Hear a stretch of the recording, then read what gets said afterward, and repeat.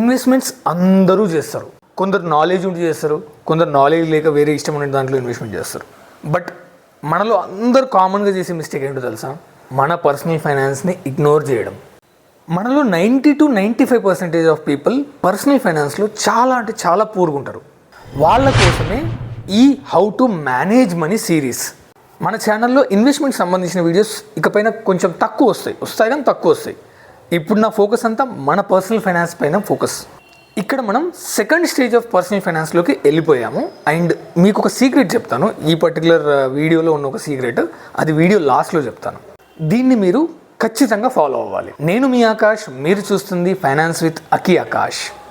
మీరు ఇన్వెస్ట్మెంట్ చేసేటప్పుడు మీ personal finance అనేది సార్టెడ్ ఉండాలి. అలా గనక లేకపోతే మీ ఇన్వెస్ట్మెంట్స్ అనేవి మధ్యలోనే ఆగిపోతాయి, మధ్యలో కుప్పకూలిపోతాయి.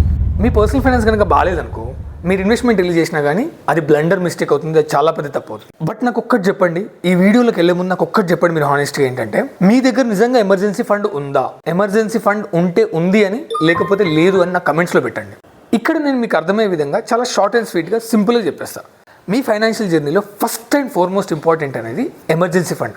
నేను ఎందుకు ఎమర్జెన్సీ ఫండ్ అని ఇంత స్ట్రెస్ ఎందుకు చేస్తున్నా? మిగతా వాటి మీద ఎందుకు అంత తక్కువ ఫోకస్ ఇస్తున్నా? ఎనీ వీడియోలో మీకు ఎమర్జెన్సీ ఫండ్ ఉండాలి అని అంటే, ఇంతకుముందు ఇన్వెస్ట్మెంట్ గైడ్లో కూడా ఎమర్జెన్సీ ఫండ్ ఉండాలి అని అంటున్నా. వై? బికాస్ ఇక్కడ నుంచి 5 years బ్యాక్ వెళ్ళాం. అక్కడ మనకు చిన్నపిల్లలు కూడా ఇంటి నుంచే స్కూలింగ్ అటెండ్ అయ్యారు, పెద్దవాళ్ళు కూడా ఇంటి నుంచే వర్క్ చేసుకున్నారు, వర్క్ ఫ్రమ్ హోము. అలానే స్కూల్స్ కూడా మనకు క్లాసెస్ కూడా ఇంట్లోనే అయ్యాయి. మన దగ్గర ల్యాప్టాప్ ఉంది, మనం పెద్దవాళ్ళం కాబట్టి we have laptop, work from home చేసుకున్నాం. బట్ పిల్లల దగ్గర మనకు ల్యాప్టాప్స్ కానీ ట్యాబ్స్ కానీ లేకుండే. All of a sudden corona వచ్చింది కాబట్టి మనం ల్యాప్టాప్స్ తీసుకొని వాళ్ళకి ఇవ్వాల్సి వచ్చింది, కొనాల్సి వచ్చింది. అదొక ఎమర్జెన్సీ సిచ్యువేషన్. నీకు ఇది నేను లైవ్గా చూసిన ఎగ్జాంపుల్. అది కాకుండా మా ఫ్రెండ్కి వాళ్ళ పేరెంట్స్ ఇద్దరు కరోనా వచ్చి హాస్పిటల్లో అడ్మిట్ అయ్యారు. ఆ టైంలో ఇట్స్ వెరీ టఫ్, బెడ్స్ దొరకడమే. సరే ఎనీహౌ దొరికింది, ట్రీట్మెంట్ అందింది. దానికి 20 lakhs అయింది. You don't have emergency fund. Insurance ఉంది కానీ ఇన్సూరెన్స్ అప్ టు 10 lakhs ఉంది. బ్యాలెన్స్ 10 lakhs ఎక్కడి నుంచి? అక్కడ మనకు ఎమర్జెన్సీ ఫండ్ అవసరం పడుతుంది.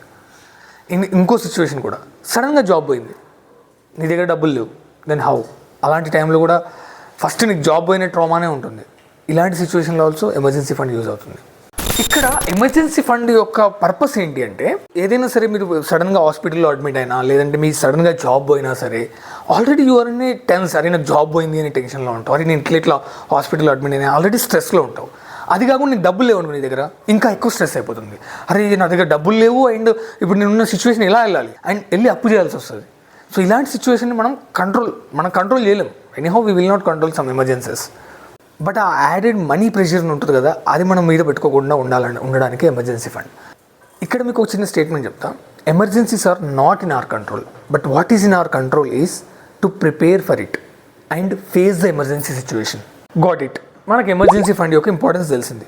మరి దాన్ని ఎలా బిల్డ్ చేయాలి? దాన్ని ఎలా బిల్డ్ చేయాలి కంటే ముందు మనకు అసలు ఎమర్జెన్సీ ఫండ్ ఎంత కావాలి అనేది ఒక క్లారిటీ రావాలి. జనరల్గా మీరు ఎనీ ఫైనాన్షియల్ ప్లాట్ఫామ్ చూసినా, ఎనీ యూట్యూబ్ వీడియోస్ చూసినా కానీ మీకు 6 times into mu monthly salary ఉంటే సరిపోతుంది అని చెప్తారు. బట్ ఐ డోంట్ అండర్స్టాండ్, నాకు అది I don't agree with it. ఎందుకంటే ప్రతి ఫ్యామిలీ సిచ్యువేషన్స్ వేరే ఉంటాయి. ఒక ఫ్యామిలీలో 4 డిపెండ్ అయి ఉంటారు, ఒక ఫ్యామిలీలో ఓన్లీ 2 డిపెండ్ అయి ఉంటారు. ఎవ్రీ ఫ్యామిలీ సిచ్యువేషన్స్ డిఫరెంట్గా ఉంటుంది. దీనికి మీరు చేయాల్సింది ఏంటంటే, మీ ఫ్యామిలీ అందరికి ఒకసారి కూర్చొని ఎవ్రీ మంత్ ఒక్కొక్కరికి అయ్యే ఎక్స్పెన్సెస్ ఎంత ఉంటుంది, అండ్ వాళ్ళకి ఏమైనా హెల్త్ ఇష్యూస్ ఉంటే యూ ఆల్సో క్యాలిక్యులేట్, అవన్నీ డిస్కస్ చేసుకొని ఒక పర్టికులర్ అమౌంట్కి రండి. ఆ అమౌంట్ ఫర్ సపోజ్ నీకు 5 lakhs ఉందనుకోండి, ఓకే 5 lakhs, బట్ 5 lakhs నీకు ఎమర్జెన్సీ ఫండ్ కావాలి ఎట్ ఎనీ కాస్ట్. రేపు పొద్దున ఏదైనా సిచ్యువేషన్ వచ్చినప్పుడు ఆ 5 lakhs నీ శాలరీతో డివైడ్ చేయి. ఓకే, నీ శాలరీ ఫర్ సపోజ్ 50,000 ఉందనుకోండి. సో 5 lakhs డివైడెడ్ బై 50,000, అది ఎంత అవుతుంది? మనకు 10 months అవుతుంది. అంటే ఇక్కడ నీకు 10 monthsకి సంబంధించింది. You come with lump sum amount, దాన్ని బట్టి నీ శాలరీతో డివైడ్ చేస్తే నీకు ఎన్ని మంత్స్ ఆఫ్ ఇది కావాలో తెలుస్తుంది. సో ఇలా స్టెప్ 1 అయిపోయింది. నెక్స్ట్ స్టెప్ 2, అమౌంట్ని ఎలా అక్యుములేట్ చేయాలి? నీకు 5 lakhs కావాలనుకున్నావు, 6 lakhs కావాలనుకున్నావు, ఎలా అక్యుములేట్ చేయాలి? ప్రతి నెల మీ వచ్చే శాలరీ నుంచి కొంత అమౌంట్, కొంత పోర్షన్ వేరే బ్యాంక్ అకౌంట్లో వేయండి, సపరేట్ సేవింగ్స్ అకౌంట్లో వేయండి. అట్లా కొన్ని నెలల తర్వాత you will get some amount. మీకు కావాల్సిన పెద్ద మొత్తం అమౌంట్ ఏదైతే ఉంటుందో కార్పస్ అనేది మీకు జమ అవుతుంది. బట్ ఇది కంటిన్యూస్గా ఎవ్రీ మంత్ ఎమర్జెన్సీ ఫండ్ అనేది ఒక సపరేట్గా కాలం పెట్టుకొని దాంట్లో మీరు ఫిల్ చేస్తూ ఉండండి ఆ బ్యాంక్లో. ఎవ్రీ మంత్ అసలు ఆగకుండా చాలా ఇంపార్టెంట్గా మీకు ఈఎంఐ ఎంత డిసిప్లిన్ కడతారో ఎమర్జెన్సీ ఫండ్ కూడా అంతే డిసిప్లిన్గా కట్టండి.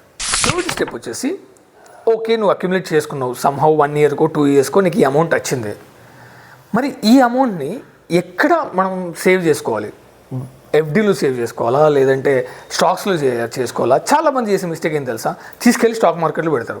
ఎమర్జెన్సీ సిచ్యువేషన్ వచ్చినప్పుడు స్టాక్ మార్కెట్ డౌన్లో ఉంటుంది, తిరిగి లాస్లో అమ్ముకుంటాడు. ఇలాంటి తప్పు ఎప్పుడు చేయకండి. And it's very very very blunder mistake. Stock market కానీ మ్యూచువల్ ఫండ్స్లో కానీ అసలు పెట్టకండి. ఈ ఎమర్జెన్సీ ఫండ్ ఇలాంటి ఫండ్స్లో రిస్కీ అసెట్స్లో అసలు I will not prefer to keep it. దానికి సపరేట్ ఉంది. అదేంటో నేను పర్సనల్గా చేసేది మీకు చెప్తాను. దాని తర్వాత you can choose your own asset class.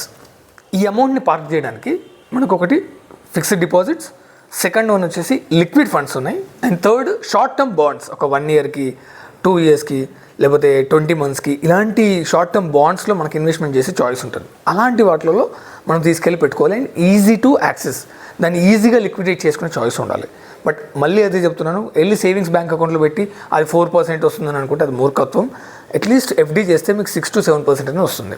నేను పర్సనల్గా ప్రిఫర్ చేసేది ఏంటంటే హాఫ్ ఎఫ్డీలో పెడతాను, హాఫ్ ఆల్రెడీ లిక్విడ్ ఫండ్స్లో పెట్టేశాను. సో లిక్విడ్ ఫండ్స్ మీకు 1 డేలో యూ కెన్ గెట్ ఇట్. ఇక్కడ లిక్విడ్ ఫండ్స్లో కూడా ఒక మెయిన్ డ్రాబ్యాక్ ఏంటంటే అట్లీస్ట్ T+1 డే కావాలి. అంటే ఈరోజు నువ్వు విత్డ్రాల్ పెడితే నీకు ఒక 1 డే ఎక్స్ట్రా కావాలి. అలాంటి కేసులో నీకు ఎమర్జెన్సీ ఉంటే you can use credit card అప్పటి ముందు స్వైప్ చేసేసి దెన్ నెక్స్ట్ డే బిల్లింగ్ సైకిల్లో మీకు ఏవైతే ఈ ఎమర్జెన్సీ ఫండ్ మీకు బ్యాక్ వచ్చేస్తుందో లిక్విడ్ ఫండ్స్లోంచి క్రెడిట్ కార్డ్ బిల్లు కట్టేసేయాలి. ఫర్దర్గా మీకు క్రెడిట్ కార్డ్ పైన నేను మంచి వీడియోస్ చేస్తాను. ఈ సిరీస్లోనే ఉంది ఆ వీడియో కూడా, అప్పుని ఎలా మేనేజ్ చేయాలి అని చెప్పి. అవి కూడా చాలా ఇంట్రెస్టింగ్గా ఉండబోతున్నాయి. అండ్ ఇక్కడ మీరు చేసింది ఏంటి, ఎమర్జెన్సీ ఫండ్ వాడుకున్నారు. మరి వాడుకున్న దాన్ని రీఫిల్ చేసుకోవాలి కదా. మన గ్యాస్ సిలిండర్ అయిపోతుంది, దాన్ని మళ్ళీ రీఫిల్ చేస్తాం కదా. సేమ్ అలానే మీరు వాడుకున్న ఎమర్జెన్సీ ఫండ్ని రీఫిల్ చేయాలి. కొంతమంది అతి తెలివి పరులు ఏం చేస్తారంటే ఈ ఎమర్జెన్సీ ఫండ్ని ఒక కొత్త ఐఫోన్ రాగానే వెళ్ళి ఐఫోన్ కొనుక్కోవడము, లేదంటే ఒక లగ్జరీ యూరోప్ ట్రిప్కి వెళ్ళడము, ఇలాంటివి చేస్తారు. ఎమర్జెన్సీ ఫండ్ అంటే ఏంటి, దాని పేరే ఎమర్జెన్సీ. ఇంట్లో ఏదైనా సిచ్యువేషన్ వచ్చినప్పుడు మాత్రమే యూజ్ చేయాలి. అలాంటి ఫండ్ని ఒళ్ళు దగ్గర పెట్టుకొని మనము ఎవ్రీ మంత్ సేవ్ చేయాలి. అండ్ అలాంటి ఫండ్ని మన లగ్జరీస్కి, మన హ్యాపీనెస్కి అస్సలు యూజ్ చేయకూడదు. ఇందాక నేను వీడియో స్టార్టింగ్లో లాస్ట్లో మీకు ఒక టిప్ కానీ ఒక సీక్రెట్ చెప్తాను కదా, అది ఇదే. మీరు ఎమర్జెన్సీ ఫండ్ సేవ్ చేస్తున్నట్టు జాగ్రత్తగా వినండి. మీరు ఎమర్జెన్సీ ఫండ్ సేవ్ చేస్తున్నట్టు మీ ఇంట్లో మీ మమ్మీ డాడీకి కానీ, మీ వైఫ్కి కానీ, అండ్ మీ ఫ్రెండ్స్కి కానీ ఎవ్వరికి చెప్పొద్దు. మీరు ఒక క్వశ్చన్ అడగవచ్చు, చెప్తే ఏమవుతుంది అని చెప్పేసి. చెప్తే ఏమవుతుందని నాకంటే మీకే బాగా తెలుసు. ఫ్రెండ్ వస్తాడు, అరే మామ బాగా కష్టమవుతుంది, ఒక 10,000 అప్పీరా, 1,00,000 రూపాయలు అప్పీరా అంటాడు. లేకపోతే మీ వైఫ్ వస్తుంది, నేను ఏదైనా షాపింగ్కి వెళ్ళాలి, నీ దగ్గర అన్ని పైసలు పెట్టుకున్నావు కదా, ఎమర్జెన్సీ ఫండ్ ఉంది కదా, అందులోకి వెళ్ళి తీసివు అని చెప్పేసి మనల్ని డిస్ట్రాక్ట్ చేస్తారు, మనల్ని పొల్యూట్ చేస్తారు. సో అలాంటి వాటికి మనం డీవియేట్ అవ్వకుండా ఉండాలంటే వాళ్ళకి చెప్పకుండా ఉన్నాం అనుకో, హ్యాపీ, వాళ్ళకి తెలియదు నీ దగ్గర డబ్బులు ఉన్నాయని చెప్పేసి. సో ఇది ఖచ్చితంగా మీరు ఫాలో అవ్వాలి. లేదంటే అగైన్ నీ ఫైనాన్షియల్ చాలా డ్యామేజ్ అవుతుంది. ఇక్కడ నేను ఏమైనా తప్పు మాట్లాడితే నన్ను కమెంట్లో తిట్టండి, కానీ మీరు ఎమర్జెన్సీ ఫండ్ మాత్రం సేవ్ చేసుకోండి. అలానే వీడియో ఒకవేళ మీకు నచ్చితే లైక్ చేసుకోండి. బాయ్.